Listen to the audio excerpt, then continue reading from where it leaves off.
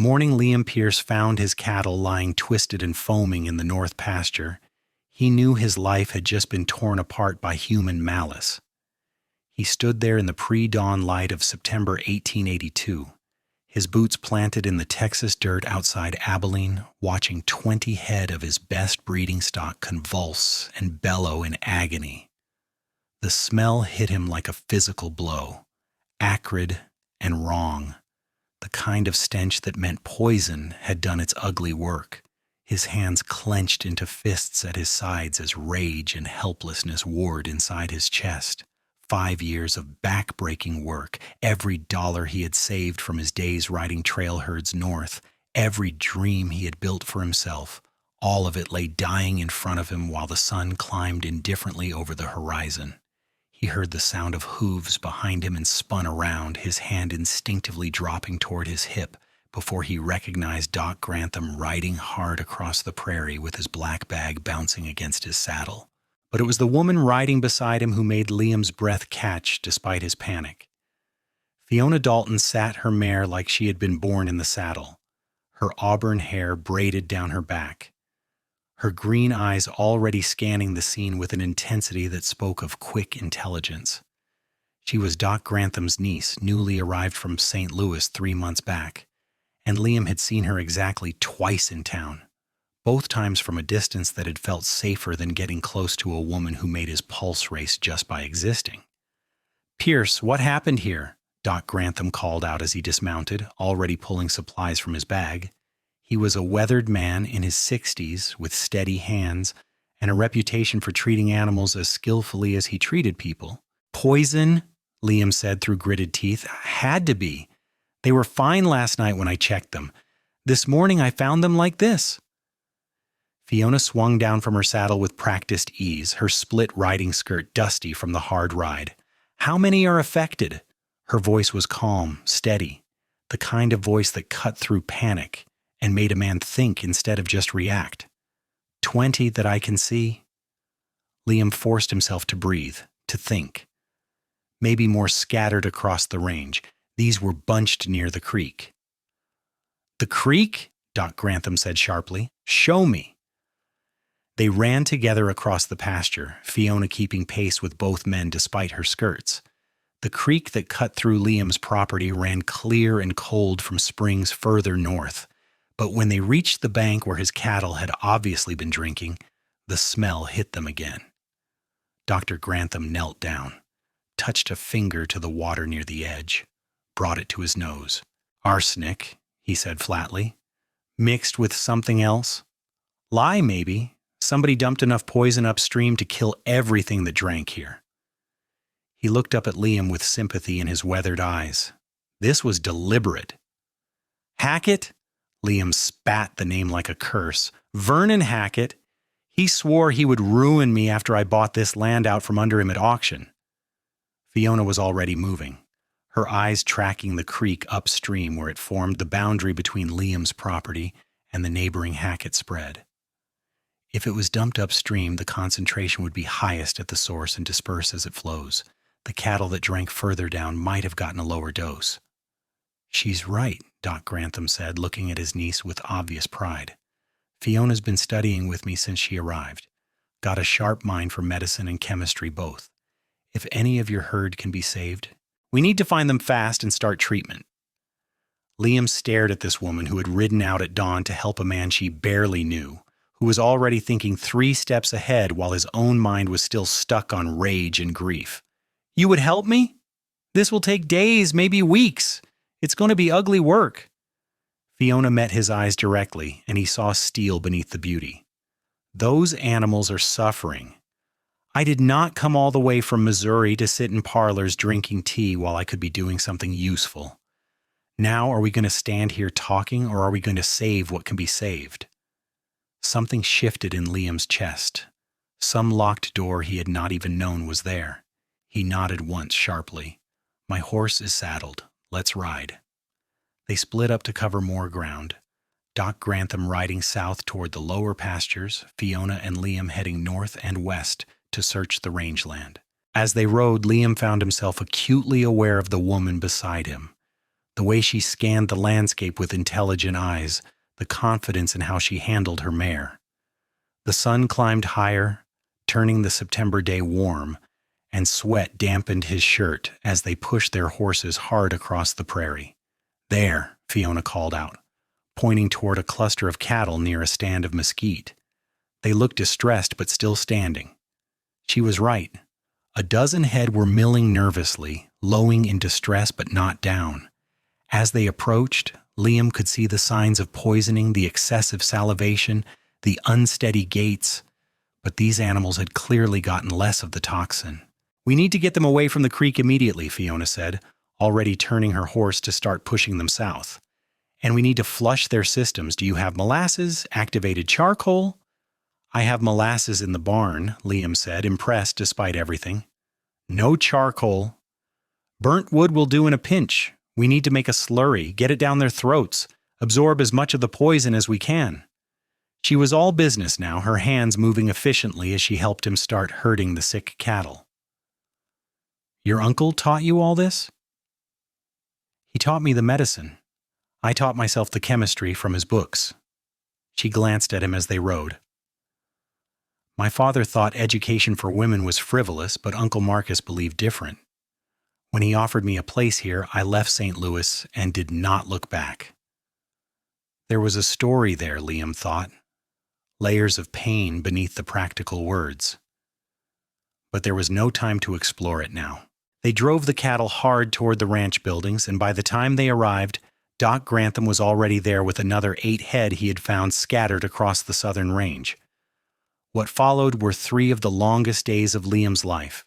They worked in shifts, mixing gallons of molasses with charcoal and mineral oil, forcing it down the throats of struggling cattle while the animals fought and bellowed. Fiona proved to have arms stronger than her slender frame suggested, holding heads steady while Liam and Doc Grantham worked the drenching gun. She never complained, never balked, even when the work was filthy and exhausting. The nights were the hardest. They took turns sleeping in the barn, keeping watch over the sickest animals, ready to intervene if any went into crisis. On the second night, Liam woke to find Fiona sitting with her back against a stall, one hand resting on the neck of a young heifer that had been touch and go all day. "You should be sleeping," he said quietly, moving to sit beside her in the hay. "So should you." She did not look at him, kept her eyes on the heifer's labored breathing. "She's fighting so hard. I wanted her to know she was not alone." The simple humanity of it struck something deep in Liam's chest. "Thank you," he said, and the words carried the weight of everything he could not yet articulate. "For coming out here, for staying. I know this is not what you signed up for when you came west." Fiona turned to look at him then, and in the lamplight her face was soft, vulnerable. "I came west to do something that mattered, to be useful. Back in St. Louis, I was just another unmarried woman taking up space in her father's house, an embarrassment because I was too educated and too stubborn to be a proper ornament." Her voice carried old wounds. "Here, I can actually help. I can use what I've learned. That matters to me more than you might understand." "I understand more than you think," Liam said. He leaned his head back against the rough wood of the stall, suddenly exhausted. "My father died when I was 15, left my mother and 3 sisters with nothing but debts. I spent 10 years working other men's cattle, saving every penny, building toward this." He gestured at the barn around them. "When the Hutchins place came up for auction, I finally had enough for the down payment. Vernon Hackett thought it was his by right since his land borders it. He offered half what it was worth, figured no one would challenge him. But you did." "But I did." Liam smiled without humor. "Bid against him in front of half the county. Won it fair and square. He stood up in that courthouse and told me I would regret crossing him. Guess he meant it." "We need to prove it was him," Fiona said firmly. "We need to make sure he faces justice for this." "In Abilene?" Liam shook his head. "Hackett's family has been here for 20 years. They own half the businesses in town. The sheriff goes to the same church as Vernon's mother. My word against his means nothing." "Then we find evidence that means something." There was fire in Fiona's voice now. "We find out how he did it, when he did it. We make it impossible to ignore." Liam looked at this woman, this fierce, brilliant woman who had walked into his disaster and planted herself like a tree with deep roots. "Why do you care so much? You barely know me." Fiona held his gaze, and something passed between them in the lamplight, something electric and terrifying and impossibly right. "Maybe I want to know you better." The heifer chose that moment to lift her head and make a soft, lowing sound, and the spell broke. They both turned to her, and Fiona's face lit up with joy. "She's asking for food. That's a good sign." They worked together to get the heifer some water and a little hay, watching to make sure she kept it down. When they were satisfied she was stable, Fiona insisted Liam get some real sleep while she kept watch. He wanted to argue, but his body betrayed him, and he dozed off with his head pillowed on his arms. He woke before dawn to find Fiona asleep sitting up, her head tilted awkwardly against the stall. The heifer was standing, shaky but definitely stronger. Moving carefully, Liam eased his coat off and draped it over Fiona's shoulders. She stirred but did not wake, and he let her rest while he went to check on the other animals. By the third day, they had saved 23 head out of the original group they had found poisoned. 17 were dead, including some of Liam's best breeding stock. The financial loss was staggering, but it could have been so much worse. As they stood in the yard watching the recovering cattle graze tentatively in the south pasture, far from the contaminated creek, Doc Grantham clapped Liam on the shoulder. "You did good work here, son, both of you." He looked between Liam and Fiona with knowing eyes. "Now I suggest you ride upstream and see what you can find. If Hackett was fool enough to leave evidence, you need it before rain washes it away." "I'll go alone," Liam said. "No point in Miss Dalton risking trouble with Hackett." "Miss Dalton can speak for herself," Fiona said tartly, "and Miss Dalton is going with you. You need a witness, and besides, I have a better eye for chemical residue than you do." Liam wanted to argue, wanted to keep her safe, but the determined set of her jaw told him it would be futile. Besides, if he was honest with himself, he wanted her company. These 3 days had shown him a woman unlike any he had ever met, someone who matched his determination with her own, who saw problems and solved them instead of waiting for someone else to take charge. They saddled fresh horses and rode north along the creek, tracking it upstream toward where it crossed onto Hackett land. The boundary was marked by a falling down fence that Hackett had never bothered to maintain, and they crossed it into territory that felt hostile despite being empty rangeland. "Look there," Fiona said, pointing toward a spot where the creek bank showed obvious disturbance, earth churned up and vegetation trampled. They dismounted and approached carefully. Even after 3 days in the flow of water, there were still traces of white powder caught in the grass near the water's edge. "Arsenic," Fiona said, kneeling to examine it without touching. "And see those tracks? Wagon wheels, fairly fresh. Someone backed a wagon right up to the creek here." Liam studied the ground, reading the story written in disturbed earth. 2 men at least. You can see different boot prints. They were in a hurry, spilled some of whatever they were dumping. He followed the wagon tracks away from the creek, Fiona beside him, until they found something that made his blood run cold. A feed sack. Empty, with the words Hackett Ranch Supply stamped on the side in fading letters. "That's not proof," Fiona said, reading his thoughts. "Anyone could have gotten hold of an old sack from his place." "But it's something." Liam picked up the sack carefully. "Combined with the location, the timing, the motive, it's something." They were so focused on their discovery that neither of them heard the riders approaching until a harsh voice called out, "Well, well, look what we have here, trespassers." Liam spun around to find Vernon Hackett and 2 of his ranch hands sitting their horses 20 yards away. Hackett was a heavy-set man in his 40s with cold eyes and the kind of cruel mouth that suggested he enjoyed other people's suffering. His hand rested meaningfully on the pistol at his hip. "This land is mine, Pierce. You got no right being here."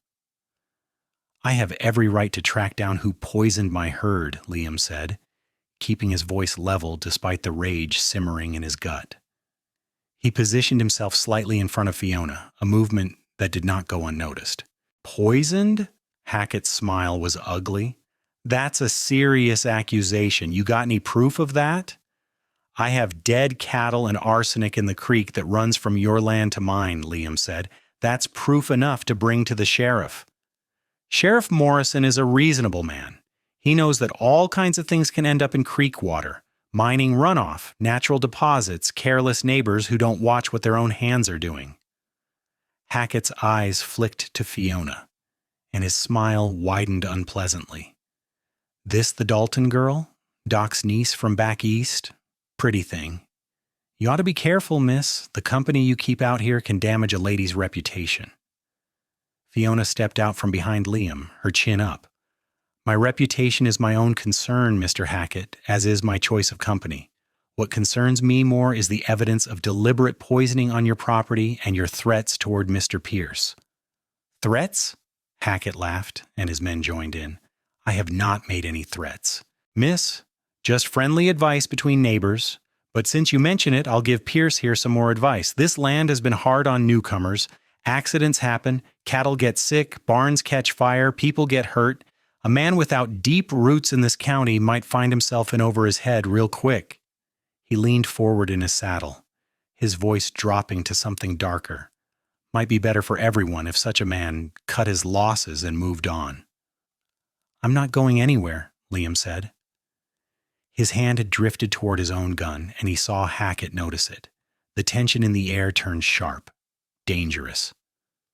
Let's go, Fiona said quietly, touching Liam's arm. We have what we came for. It took everything in Liam to turn his back on Hackett and mount his horse, but Fiona was right. This was not the time or place for a confrontation that could only end in bloodshed. They rode away at a deliberate pace, refusing to look like they were fleeing, but Liam could feel Hackett's eyes on them until they crossed back onto his own land. He as good as admitted it, Fiona said once they were safely away. Did you hear how he phrased that? Cattle get sick? He knew. Knowing and proving are different things. Liam's jaw was tight with frustration. You heard him. He's setting up to claim anything that happens to me now is just bad luck, or my own carelessness. They rode back to the ranch in tense silence, but when they arrived, they found Sheriff Morrison's horse tied at the rail. The lawman was standing with Doc Grantham near the corral, his expression neutral, but his eyes sharp. Pierce, Morrison said as they dismounted, Doc here filed a complaint about poisoned cattle, says you think Vernon Hackett was behind it. I don't think, Sheriff, I know. Liam pulled the feed sack from his saddlebag. Found this at the source of the poison, on Hackett land. The creek was deliberately contaminated with arsenic and lye. Morrison examined the sack without enthusiasm. This could have come from anywhere. Hackett gives away old sacks all the time. Half the county has them. Combined with Hackett's public threats, his motive, and the physical evidence of the poisoning site on his property, it forms a clear pattern, Fiona interjected. Sheriff, surely you can at least question him. Morrison's expression hardened slightly. Miss, I know you're new here, but you might want to let the men handle legal matters. This is serious business. Murder is serious business? Fiona shot back. Those cattle died in agony from deliberate poisoning. If that's not a crime worth investigating, I would like to know what is. Cattle aren't people, miss. But destroying a man's livelihood out of spite is still a crime, Sheriff Morrison. Doc Grantham's voice was measured but firm. I examined those animals. I examined the water source. This was arsenic poisoning, deliberate and malicious. My professional opinion carries weight in this county, or has that changed? Morrison shifted uncomfortably. Doc Grantham had delivered half the babies in Abilene and tended most of the sick. He was respected in a way that even the Hacketts could not easily dismiss. I'll talk to Vernon, Morrison said finally. But without more proof, there's not much I can do. Could be someone else entirely, maybe someone who wanted to make trouble between you two. Sheriff, Liam said, fighting to keep his voice level, if someone burns my barn or runs off my horses, If anything else happens to my property or to me, you remember this conversation. You remember that I came to you with evidence, and you did nothing." Morrison's face flushed. "Are you threatening me, Pierce?" "I'm making sure that when Hackett escalates, because men like him always do, there's a record that I tried to handle this legal." Liam met the sheriff's eyes steadily. "I'm trying real hard to be a law-abiding citizen, Sheriff. Don't make me regret it." Morrison left shortly after, and the four of them stood in the yard watching him ride away. Doc Grantham sighed heavily. "That went about as well as I expected. Morrison is not a bad man, but he's not a brave one either. The Hacketts have too much influence." "So what do we do?" Fiona asked. "She'd just wait for Hackett to try again?" "We document everything," Liam said. "Every threat, every incident, every piece of evidence. We build a case so solid that even Morrison can't ignore it. And in the meantime, I watch my back." "We watch your back," Fiona corrected. She looked at her uncle. "I'm staying out here for a while. Mr. Pierce needs help with the cattle. And you said yourself they need monitoring for several more weeks to make sure there are no delayed effects from the poisoning." Doc Grantham's eyebrows rose. "Fiona, that would not be proper. You cannot stay out here unchaperoned." "Then I'll sleep in the barn," Fiona said firmly. "Or you can ride out every evening and back every morning. But those animals need care, and Mr. Pierce cannot do it alone while also running his ranch and watching for Hackett. We saved those cattle's lives. I'm not going to let them die now from lack of proper attention." Liam's heart was pounding. The thought of Fiona staying, of her presence filling his lonely ranch house, was terrifying and wonderful in equal measure. "Your uncle is right, Miss Dalton. Your reputation matters." "My reputation in a town I have lived in for 3 months?" Fiona shook her head. "Uncle Marcus, you know why I left St. Louis. I am never going back to that life, to being decorative and useless and suffocating. If staying here to do good work damages my reputation with people who think women should only be concerned with needlepoint and gossip, then that is a reputation I do not want." Uncle and niece stared at each other, and Liam saw the deep affection between them, the respect. Finally, Doc Grantham sighed. "Your mother is going to blame me for this." "Mother blames you for everything anyway." Fiona smiled. "Besides, we both know she stopped considering me a proper daughter the day I said I would rather study medicine than get married." "I have a spare room," Liam heard himself say. "It's not fancy, but it's clean and has a good lock on the door.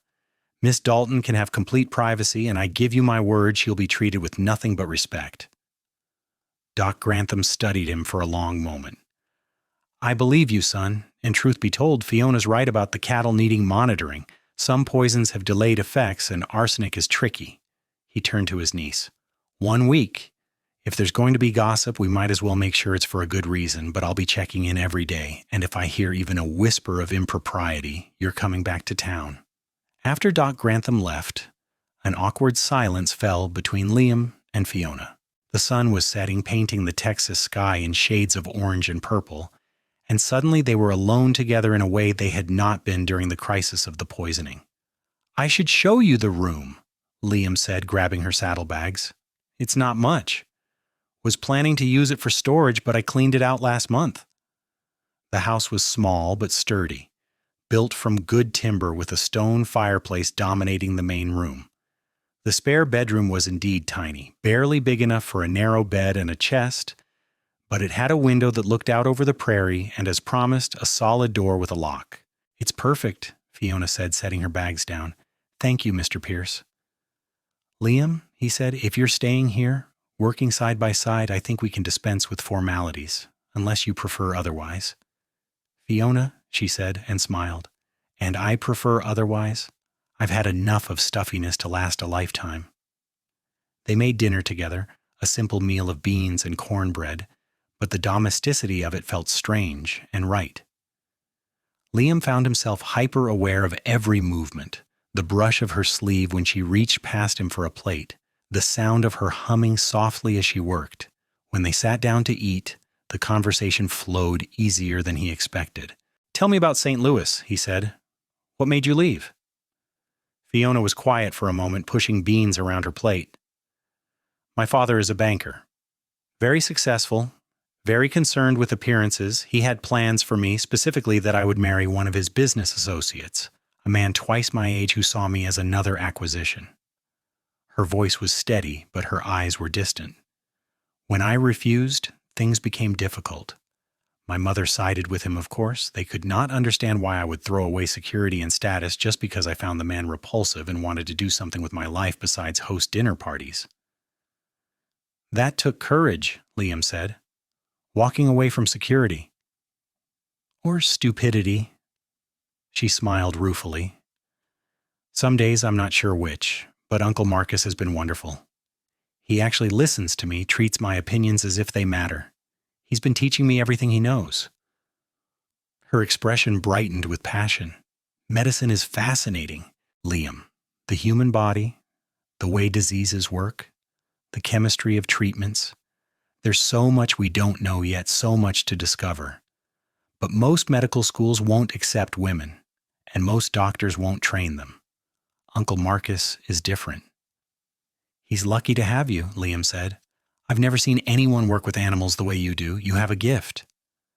Fiona blushed, and Liam realized it might have been the first genuine compliment she had received about her skills rather than her appearance. Thank you. That means more than you might think.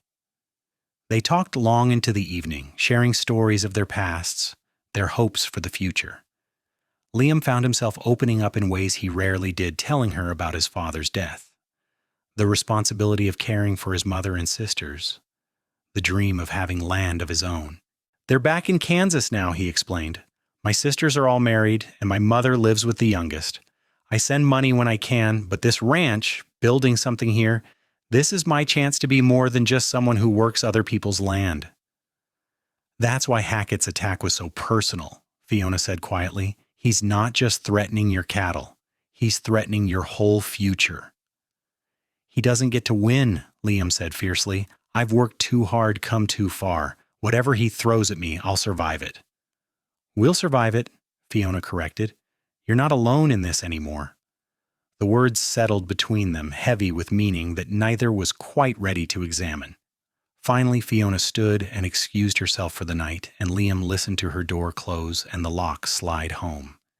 He lay awake in his own bed, staring at the ceiling, wondering how his life had shifted so completely in just 3 days. The next week fell into a rhythm.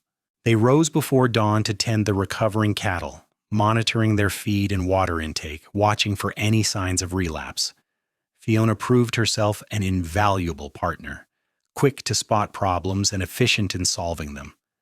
During the heat of the day, they worked separately, Liam tending to the ranch's other needs while Fiona studied her uncle's medical texts or rode out to check the far pastures.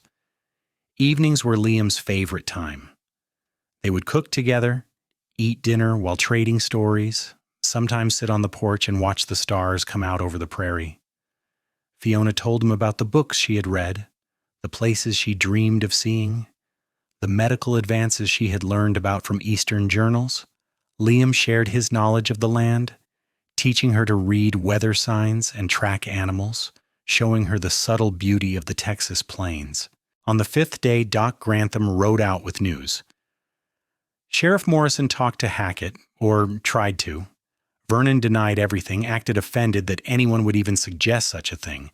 Morrison says without witnesses or better evidence, his hands are tied. Of course he did, Liam said bitterly. They were standing in the barn, and he slammed his fist against a support beam in frustration. So Hackett just gets away with it. Not necessarily, Fiona said slowly. She had been thinking hard about something, and now her eyes were bright with determination. Uncle Marcus, you said arsenic and lye. That's a specific combination. Where would someone even get that much arsenic? General Store sells it for rat poison, Doc Grantham said, but not in the quantities you would need for this. You would have to buy it in bulk or buy it multiple times. So if we checked with the General Store, asked if Hackett or any of his men have been buying unusual amounts of arsenic recently, that would be evidence, Fiona pressed. Hiram Block runs the General Store, Liam said. He's neutral, not in Hackett's pocket. But would he remember one customer's purchases? He keeps ledgers, Doc Grantham said thoughtfully. Has to for his accounts. If someone bought significant amounts of poison, he would have recorded it. They rode into Abilene the next morning, all three of them. The town was bustling with Saturday activity, cowboys in from the surrounding ranches, families doing their weekly shopping.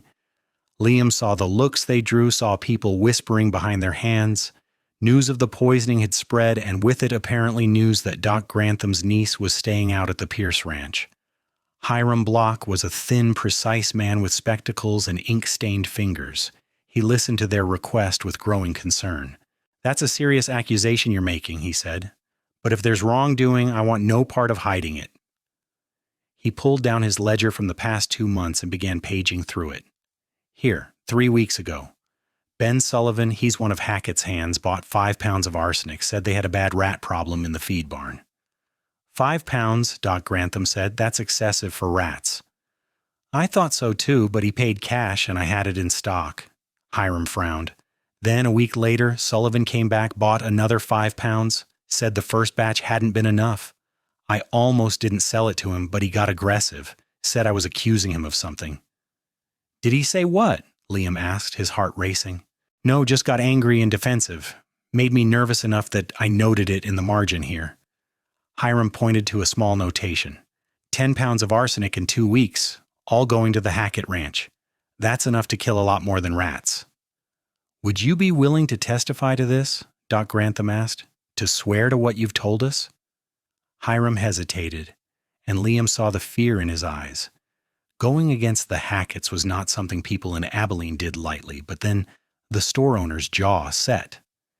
"If Sheriff Morrison asks me official, I'll tell him the truth. I keep honest books, and I run an honest business. If someone used my goods to commit a crime, that's on them, not me." They went straight to the sheriff's office, but Morrison was out on a call. His deputy, a young man named Tom Crawford, listened to their story with growing interest. "The sheriff's not going to like this," Crawford said. "The Hacketts have always been big supporters of his campaigns." "The sheriff took an oath to uphold the law," Fiona said sharply, "not to protect the wealthy and powerful from consequences." Crawford had the grace to look ashamed. "You're right, miss. I'll make sure he gets the full report when he returns. And I'll ride out to the Hackett place myself, ask some questions." "Be careful," Liam warned. "Hackett's not going to take kindly to accusations." "I can handle myself," Crawford said, but there was uncertainty in his young eyes. They left the sheriff's office feeling like they had at least made progress, but Liam could not shake a sense of unease. As they walked their horses toward the edge of town, Vernon Hackett himself stepped out of the saloon, flanked by 3 of his ranch hands. "Well, well," Hackett said, his voice carrying deliberately. "The Pierce boy and his pet doctor. Been telling tales about me, have you?" "Just presenting facts to the law," Liam said evenly. "If you have nothing to hide, you have nothing to worry about." "I've got nothing to hide," Hackett said, moving closer. "But I've got plenty to say about a man who brings shame on a decent woman by keeping her out at his ranch like some common harlot." The words hit like a physical blow. Liam felt rage explode in his chest, but before he could react, Fiona stepped forward. "How dare you," she said, her voice shaking with fury. "How dare you try to twist decent work into something sordid? I have been treating animals that were poisoned by cowards, and if that damages my reputation in the eyes of men like you, then I consider my reputation improved." "You've got fire, girl," Hackett said with an ugly smile. "Shame to waste it on a nobody like Pierce. You want to be useful? Come work for me. I pay well for pretty things." Liam's fist connected with Hackett's jaw before he consciously decided to throw the punch. Hackett staggered back, and then everything erupted into chaos. Hackett's men jumped into the fight, and Liam found himself trading blows with 2 of them while Hackett recovered. Someone grabbed him from behind, and he threw an elbow, connecting with solid flesh. "Stop it! Stop it right now!" Doc Grantham was shouting, trying to pull people apart. And then Fiona was there, somehow getting between Liam and one of Hackett's men, her face fierce. "Enough," she shouted. "This solves nothing." The fight broke up as quickly as it had started, both sides stepping back, breathing hard. Hackett wiped blood from his split lip and smiled. "Assaulting me in front of witnesses, Pierce, that's jail time. Deputy Crawford, you see that?" Crawford had come running at the sound of the fight. He looked torn, unhappy. "I saw you insult Miss Dalton, Mr. Hackett. I'd say Pierce was defending a lady's honor." "You'd say that because you're a fool," Hackett spat. "Sheriff Morrison will hear about this, all of it." He pointed at Liam. "Your days in this county are numbered, boy. One way or another, you're done." They rode back to the ranch in tense silence. Liam's knuckles were split and bleeding, and his ribs ached where one of Hackett's men had gotten in a solid hit. But worse than the physical pain was the sick feeling in his gut at what Hackett had said about Fiona. "I'm sorry," he said when they finally reached his land. "I should not have hit him. He was trying to provoke exactly that reaction, and I played right into his hands." "He insulted me," Fiona said. "And worse, he tried to use me as a weapon against you. I understand why you hit him, even if it was not the wisest choice." "The girl's right," Doc Grantham said heavily. "But Liam, you need to be more careful. Hackett is looking for any excuse to make you look like the problem. We need to be smarter than him, not just angrier." "I know," Liam said. "I know. It's just that when he talked about her like that, like she was nothing, I couldn't think straight." Doc Grantham looked between them, and something knowing came into his weathered face. "Fiona, check on the cattle. I need to talk to Liam alone for a moment." After she left, the older man fixed Liam with a serious look. "You've got feelings for her?" It was not a question. Liam wanted to deny it, but the lie would not come. "Yes. She's my niece. She's also the smartest, bravest woman I know, and she's been hurt by men who saw her as property instead of a person." Doc Grantham's voice was gentle but firm. "If you care for her, really care for her, you need to let her make her own choices. Don't try to protect her by pushing her away. Don't decide what's best for her reputation or her future without asking her what she wants." "I would never," Liam started, then stopped. "I want her to stay. I want her to stay so much that it scares me. But she deserves better than this, than a rancher who's barely making it, who has enemies like Hackett." "Why don't you let her decide what she deserves?" Doc Grantham smiled. "Now I'm going back to town. You two need to talk, really talk. And Liam, whatever you do, do it honest. She's had enough of people playing games with her life." After Doc Grantham left, Liam found Fiona in the barn, checking on the heifer that had been the first to show signs of recovery. The animal was doing well now, bright-eyed and eating heartily. "She's going to make it," Fiona said, stroking the heifer's neck. "They're all going to make it, I think. You're going to be all right." "Thanks to you," Liam said. He leaned against the stall door, studying her profile in the golden late afternoon light. "Fiona, we need to talk about what Hackett said." "He's a vile man trying to hurt us both," Fiona said dismissively. "I'm not concerned with his opinion. But you should be concerned with the talk in town. Your uncle said it himself, your reputation matters.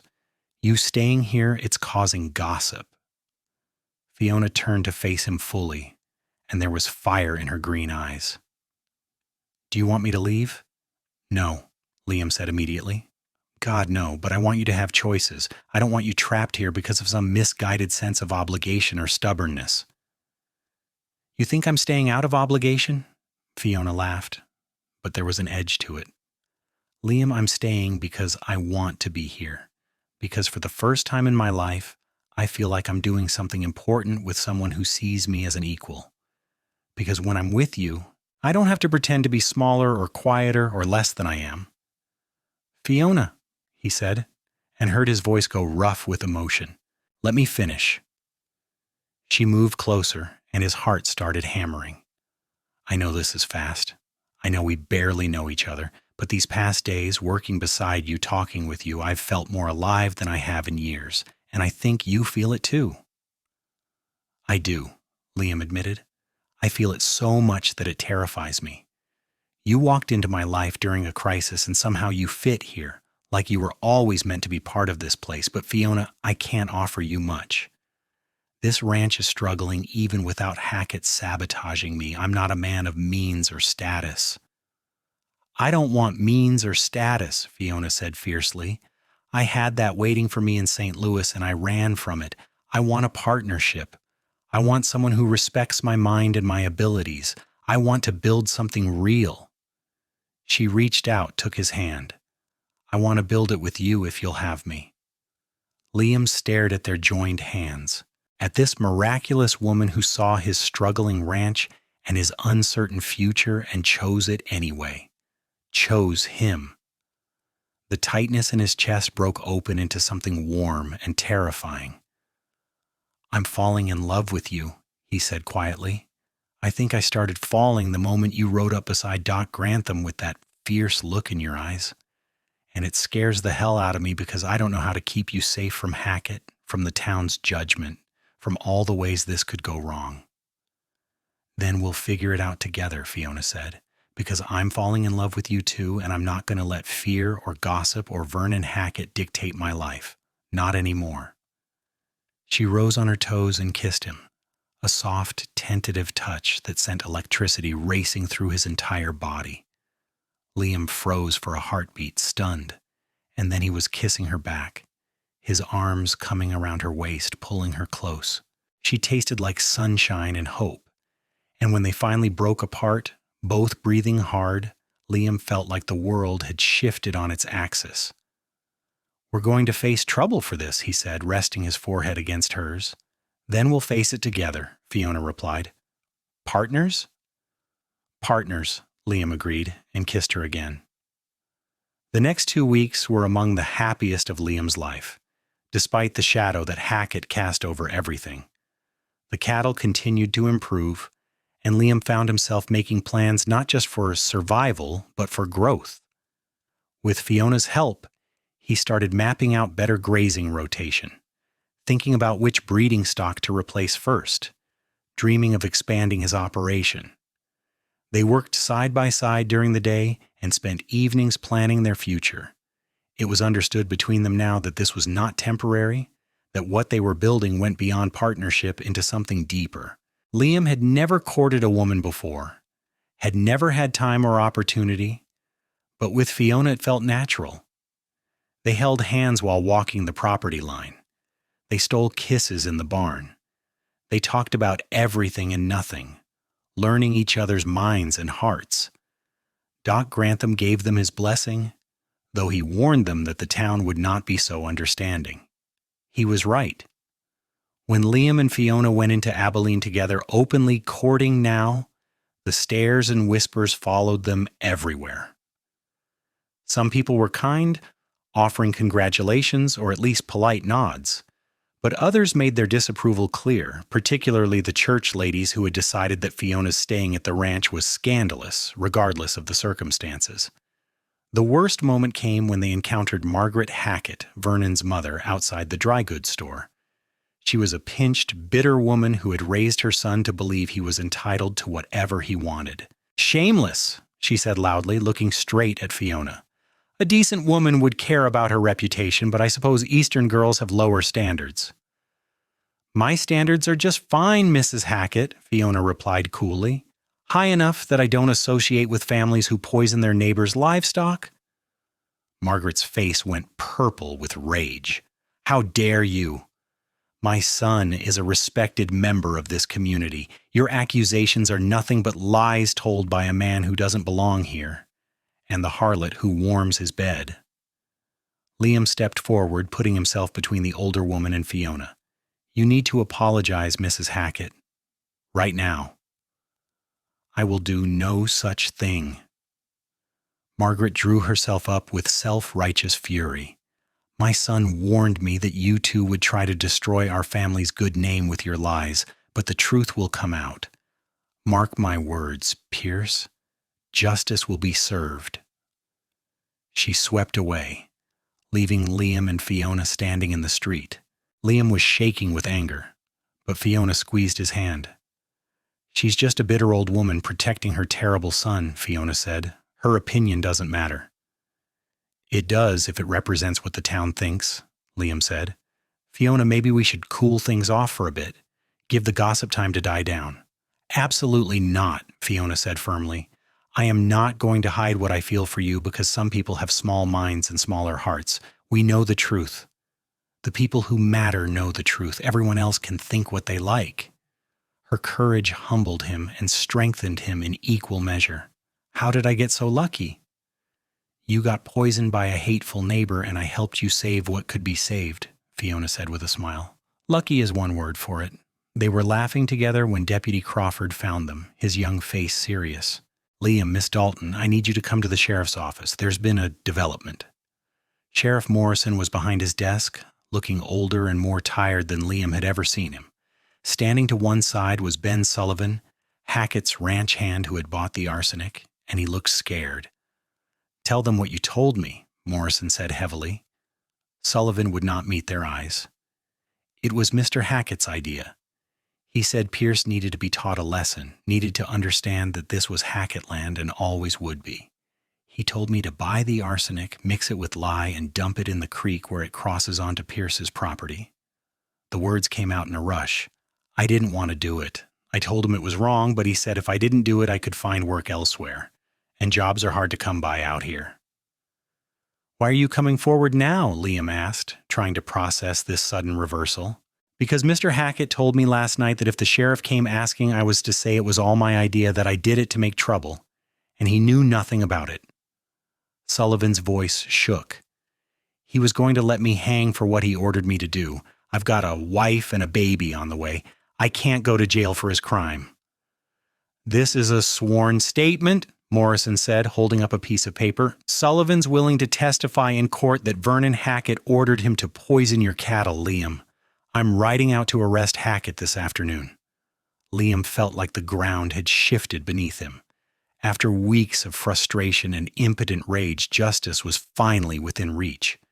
He looked at Fiona and saw his own disbelief mirrored in her face. What made you come to the sheriff? Fiona asked Sullivan. Why now? Deputy Crawford came asking questions yesterday. He was kind about it, didn't accuse me straight out, but I could tell he knew something. And then when I got home, my wife asked me if what I'd done was something I wanted my child to know about someday. Sullivan's eyes were wet. I couldn't lie to her, and I couldn't let Hackett make me the villain when he was the one who wanted this done. You did the right thing, Crawford said quietly. Might be hard for a while, but you did right. Morrison stood, strapping on his gun belt. Crawford, you're with me. We're bringing Hackett in. He looked at Liam. This is not over yet, Pierce. Hackett's got money for lawyers, and proving conspiracy can be tricky even with a confession, but it's a start. It's more than a start, Liam said. It's justice. The trial took place 3 weeks later in the Abilene courthouse. The town was divided, with some supporting the Hacketts out of old loyalty and others shocked by the revelations. Ben Sullivan testified to everything, describing in detail how Hackett had ordered the poisoning, provided the money for the arsenic, and personally supervised the dumping of the poison into the creek. Hiram Block testified about the purchases, his ledgers presented as evidence. Dr. Grantham gave expert testimony about the poisoning itself, explaining the effects of arsenic and lye on cattle in terms even the jury could understand. And Liam testified about the damage to his herd, the financial loss, and Hackett's previous threats. The defense lawyer, an expensive attorney brought in from Dallas, tried to paint Sullivan as a disgruntled employee who had acted alone, but the evidence was overwhelming. The jury deliberated for less than 3 hours before returning a guilty verdict. Vernon Hackett was sentenced to 5 years in prison and ordered to pay restitution to Liam for the cattle that had died. The amount would nearly bankrupt the Hackett ranch, and there was grim satisfaction in that. Margaret Hackett had to be escorted from the courtroom as she screamed about injustice and conspiracies. Outside the courthouse, Liam stood in the bright November sunshine with Fiona by his side, feeling like he could finally breathe. It's over, he said, not quite believing it. It's over, Fiona confirmed. Fiona. She smiled up at him, and his heart did that flip it always did when she looked at him like that. Now you can focus on building your ranch instead of fighting for survival. Our ranch, Liam corrected. If you'll have it. If you'll have me. He took both her hands in his, aware of the people watching but not caring. Fiona Dalton, will you marry me? Will you be my partner in all things for all the years we have? Fiona's eyes filled with tears, but she was smiling. Yes, yes, absolutely, yes. He kissed her there in front of half the town, and if people whispered about propriety, he did not care. This woman had saved his cattle, his ranch, and his heart. She had stood beside him through crisis and hardship and had chosen to stay. Everything else was just noise. They were married a month later in a simple ceremony at Doc Grantham's house with just a handful of close friends present. Fiona wore a simple green dress that matched her eyes, and Liam wore his best suit, and when they exchanged vows, his voice shook with the depth of what he felt. The winter of 1882 was cold but happy. They worked together to rebuild the herd, using the restitution money to buy good breeding stock. Fiona continued studying medicine with her uncle, riding into town 3 times a week for lessons, but her heart was clearly on the ranch. She had a gift for ranching that went beyond just medical knowledge. She understood the land, the animals, the rhythm of the work. By spring, Fiona was pregnant. The news filled Liam with a joy so profound it scared him. He became protective to the point of silliness, trying to prevent her from doing any heavy work, but Fiona laughed him off. "Women have been having babies while working ranches since ranches existed," she told him. "I'm pregnant, not made of glass." Still, he worried, especially when the summer heat rolled in, fierce and unrelenting. Fiona tired more easily, and Doc Grantham had to remind Liam daily that this was normal, that Fiona was healthy and strong. Their son was born in late September of 1883, exactly 1 year after the poisoning that had brought them together. Liam held the tiny, squalling infant and felt his entire world reorganize around this new life.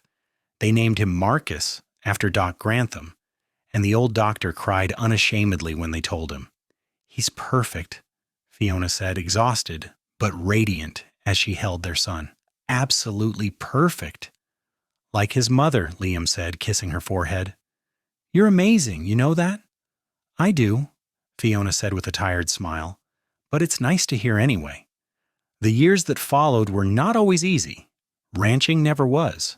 There were droughts and hard winters, cattle that got sick despite their best efforts, and the constant struggle to make ends meet. But they faced it all together. Partners in every sense of the word. Fiona became known throughout the county as someone who could tend sick animals with almost miraculous skill. People started bringing her their ailing livestock, and she never turned anyone away. She taught Liam everything she knew, and together they developed a reputation for running one of the healthiest herds in Texas. Their family grew. A daughter came 2 years after Marcus, a fiery little thing with Fiona's red hair and Liam's stubborn determination.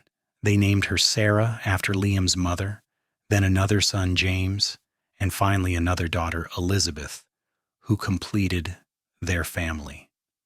The ranch prospered. With Hackett gone and his mother having sold their land and moved east in disgrace, the way was clear for Liam to expand. He bought the old Hackett property at auction, a poetic justice that pleased him immensely. The creek that had once carried poison now watered both properties, supporting a growing herd. Dr. Grantham remained a constant presence in their lives, a beloved grandfather to their children. He finally retired from his practice when he was 70, turning his practice over to a young doctor from back east, but he never stopped teaching Fiona.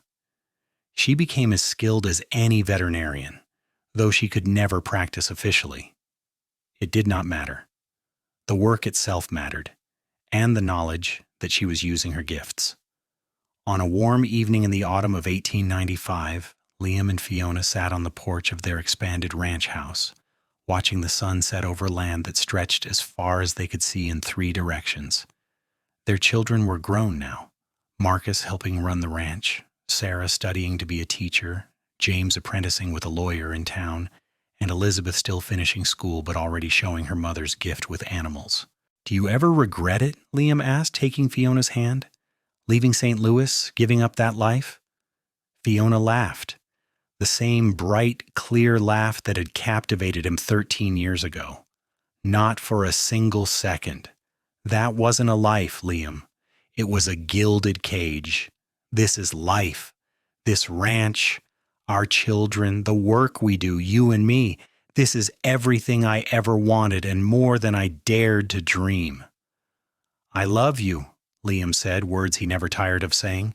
From that first morning when you rode up with your uncle, ready to fight for cattle you'd never seen for a man you barely knew, I've been falling more in love with you every day. Good, Fiona said, leaning her head on his shoulder. Because you're stuck with me now, Liam Pierce, for all the years we have left. They sat together as the stars came out, the same stars that had witnessed their first tentative conversations in the barn, their first kiss, their promises to face everything together. The ranch was quiet around them, peaceful in a way that spoke of years of hard work paying off, of roots grown deep. In the barn, the cattle were settling for the night healthy and content.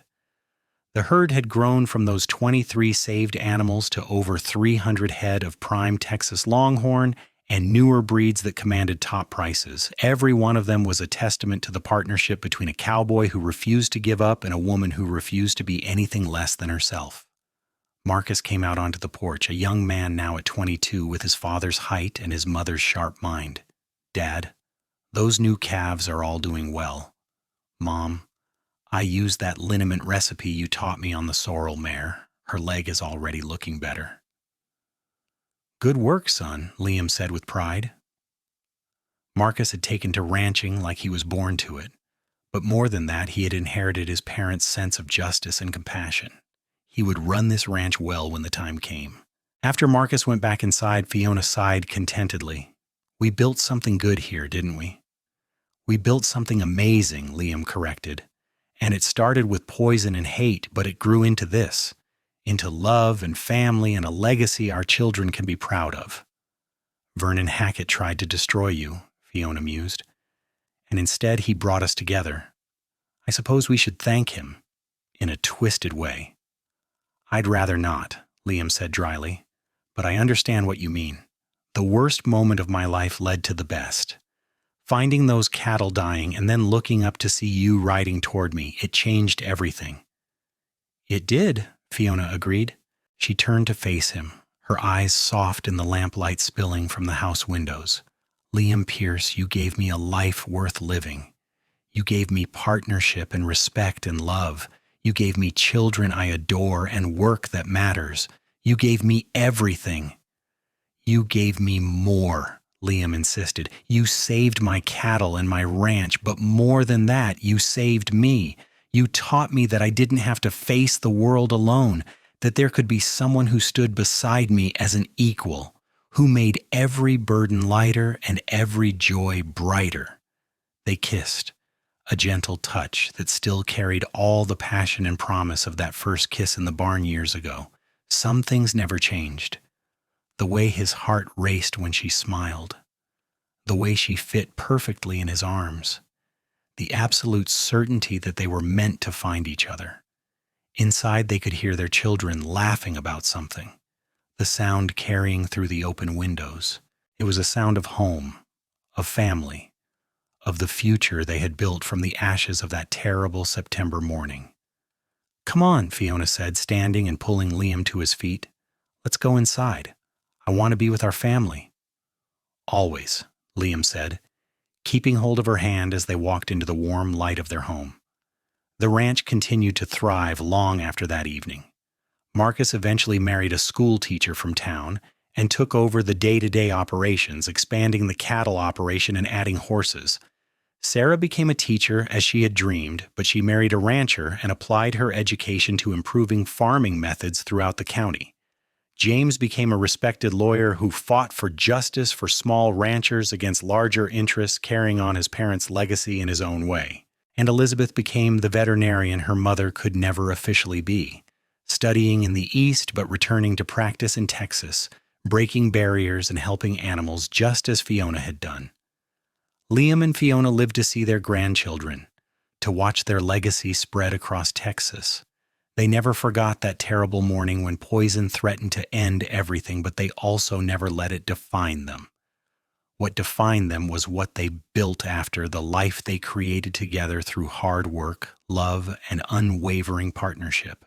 On a quiet morning in the spring of 1920, Liam Pierce died peacefully in his sleep, holding Fiona's hand as he had held it for nearly 40 years of marriage. He was 74 years old and had lived to see his ranch become one of the most respected operations in Texas, his children settled and happy, and his grandchildren carrying forward everything he and Fiona had worked for. Fiona grieved deeply, but not bitterly. She had loved fully and been loved fully in return, had built a life of meaning and purpose. She lived another 5 years, spending her time with her children and grandchildren, writing down the medical knowledge she had accumulated over decades, ensuring it would not be lost. When she died in 1925, also peacefully in her sleep, her family buried her beside Liam on a hill overlooking the ranch they had built together. The gravestone was simple, listing their names and dates, but also including the words they had chosen years earlier: partners in all things for all our years. The ranch remained in the family for generations, and the story of how it began became a legend passed down to each new generation. The story of how poison and hate had tried to destroy a young rancher, and how a brave, brilliant woman had ridden in to help him save what could be saved. How that crisis had forged a partnership that became a love story that sustained two people and their family across decades. In the end, Vernon Hackett's attempt to ruin Liam Pierce had instead given him everything worth having. The cattle that Liam and Fiona saved that desperate week in September 1882 became the foundation of a herd that prospered for generations. The partnership they formed in crisis became a marriage that defined both their lives, and the love that bloomed in a Texas barn between a cowboy fighting for his dreams and a woman fighting for her independence became the kind of love that built legacies, raised families, and proved that sometimes the worst moments in life are really doorways to the best. Years after both of them were gone, their great-grandchildren still worked the ranch, still raised cattle on land that Liam had fought to keep and Fiona had helped him save. The creek ran clean and cold, nourishing the land instead of poisoning it. And on quiet evenings when the Texas wind blew gentle across the prairie, it almost seemed like you could hear two voices laughing together, forever young, forever in love, forever partners in all things. The story of Liam Pierce and Fiona Dalton was more than just a love story. It was a testament to resilience, to the power of partnership, to the truth that even in our darkest moments, something beautiful can emerge if we are brave enough to reach for it. They faced hatred with love, destruction with creation, despair with hope. And in doing so, they built something that lasted far beyond their own lifetimes. Their names lived on in the land they tended, in the children they raised, in the legacy of compassion and justice they left behind. And somewhere in the heart of Texas, on a ranch that still bears the Pierce name, their story continues to be told. A reminder that love can bloom anywhere, even in the aftermath of poison and hate, even between two people who seemed to have nothing in common, but found they had everything that mattered. That is how it ended and how it began. How hatred transformed into love, how crisis became opportunity, how two people found each other in the most unlikely circumstances and built a life that mattered. Liam Pierce and Fiona Dalton, partners in all things for all their years, together until the end and beyond, their love story written in the land itself, eternal as the Texas sky.